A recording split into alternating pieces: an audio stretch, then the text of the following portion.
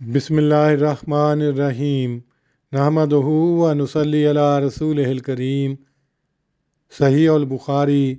کتاب مواقیت الصلاۃ باب 34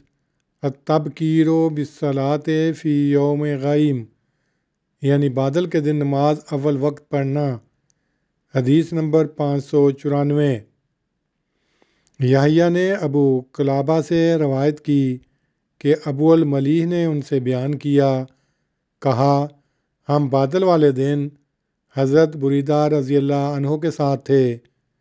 تو انہوں نے کہا کہ نماز کو اول وقت پڑھو، کیونکہ نبی صلی اللہ علیہ وسلم نے فرمایا ہے جس نے عصر کی نماز چھوڑی اس کا عمل عقارت گیا۔ تشریح: سعید بن منصور رحمہ اللہ نے اپنی سنن میں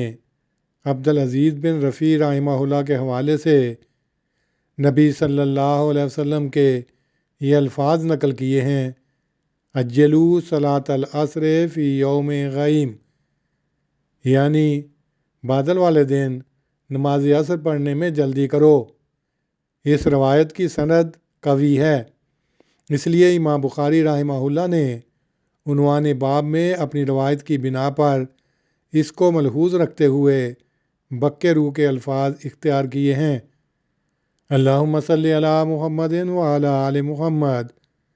کما صلیت علی ابراہیم وعلی آل ابراہیم انک حمید مجید،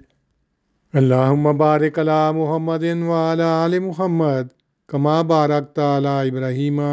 وعلی آل ابراہیم انک حمید مجید۔